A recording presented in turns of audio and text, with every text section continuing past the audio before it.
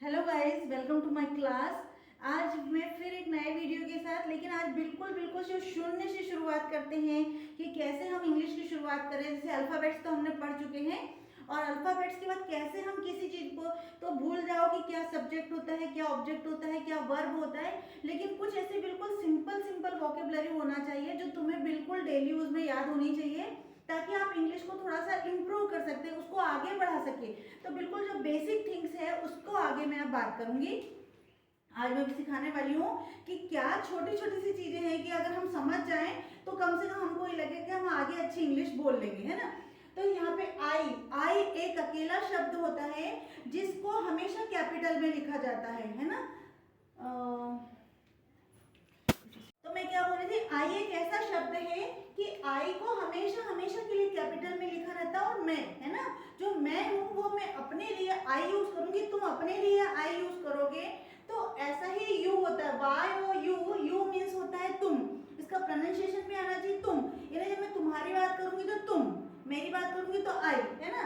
फिर ही, वह, H E ही means वह, जो लड़का होता है उसके लिए, शी मतलब वह, जो लड़की होती है उसके लिए, T H E why they मतलब होते हैं वे, लेकिन बहुत सारे, भले वो यहाँ नहीं है, वो बहुत दूर खड़े हैं, कहीं मार्केट में खड़े हैं, कहीं हमारे यहाँ से गार्डन में खड़े, तो वे ने बहुत सारे, वी मतलब हम बहुत सारे, लेकिन इंक्लूड मी, मुझे भी, हम सबको भी इंक्लूड कर लेंगे तो उसे हम बोलते हैं हम।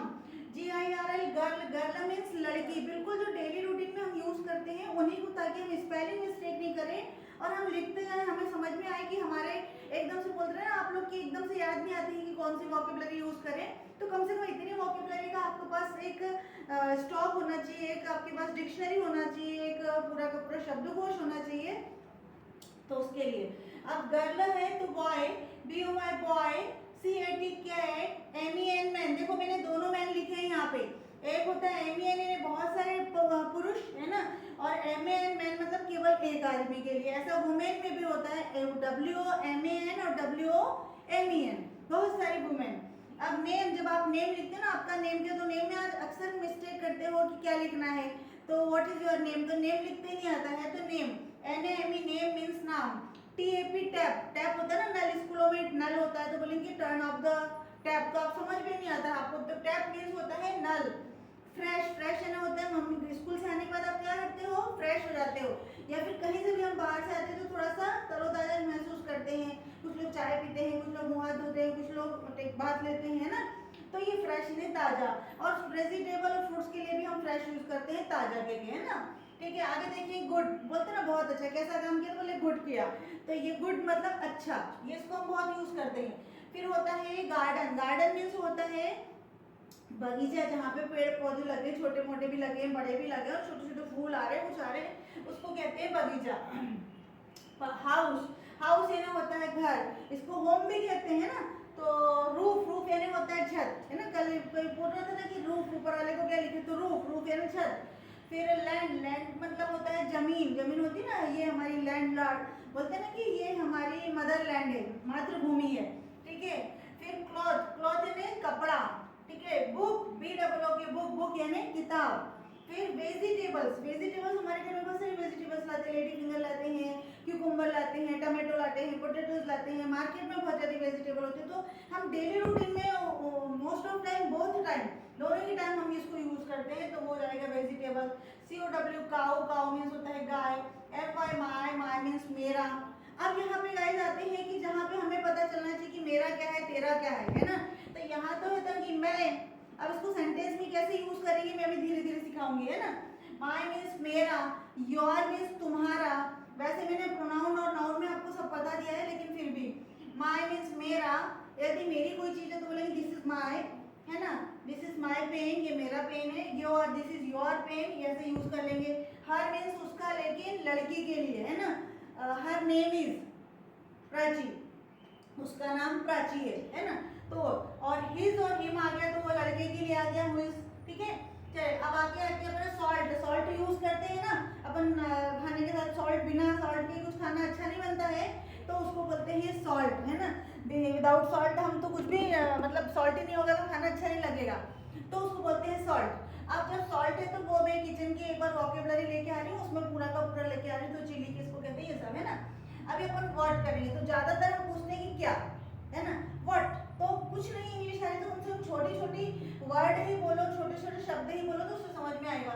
व्हाट मीन्स क्या, WHERE वेयर, वेयर मीन्स कहाँ, बोलते हैं ना कि कहाँ जा रही हो तो वेयर आर यू गोइंग, तो नहीं उतना आ रहा तो वेयर तो बोल ही सकती हो, है ना। WHE वैन, वैन मीन्स होता है कब, जब किसी ने टाइम पूछा है, कोई इवनिंग पूछा है, टाइम पूछा है, तब आप वैन लगा सकते हो। वाई, वाई मीन्स क्यों, कोई रीजन दो तो बोलेंगे वाई, है ना। तो इतनी तो बोला करो, शुरुआत तो ऐसी करो। HOW हाउ, हाउ मीन्स कैसे, कैसे इन्फॉर्मेशन दूं, कौन सी इन्फॉर्मेशन दूं, कैसे बोलूं, कैसे जा रही हूँ, कैसे आ रही हूँ, तो ये अपने को पता है। वॉक आ रही हूँ, बाइक से आ रही हूँ, तो इस प्रकार का जब क्वेश्चन आएगा तो हाउ यूज कर सकते हो। हियर और देयर में बहुत ज्यादा कंफ्यूजन होता है। देखो यहाँ पे मैंने हियर लिखा हुआ है यहाँ, और देयर लिखा हुआ है वहाँ। यहाँ पे एक हियर होता है सुनने के लिए, कल मैंने उसका डिफरेंशिएशन कर दिया था, तो ये हियर, ये वाला हियर होता है यहाँ।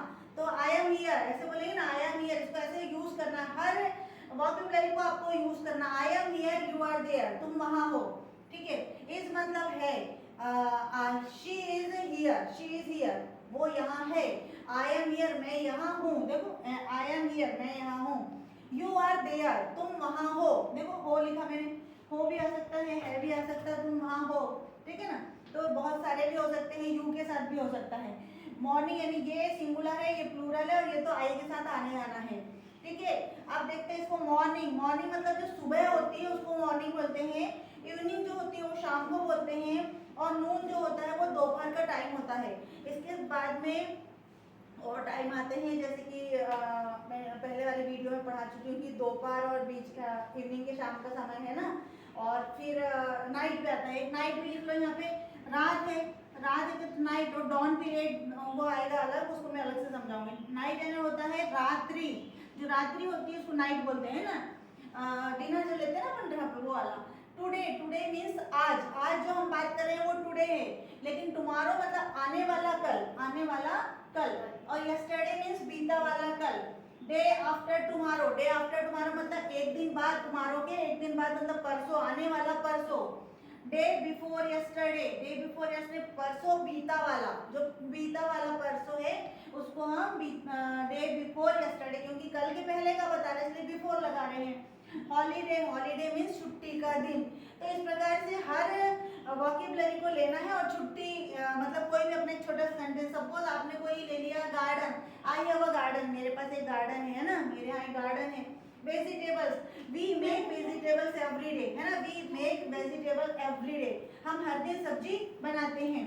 This is my pen, this is your pen, फिर है दिस इज हिज पेन, उसका पेन है ना। फिर today, today I am coming, आज मैं आ रही हूँ। Tomorrow, I will come tomorrow. Yesterday, I came yesterday, में कल आई थी। फिर डे आफ्टर टुमारो, परसों, day after tomorrow, I will come day after tomorrow मतलब मैं परसों आऊंगी।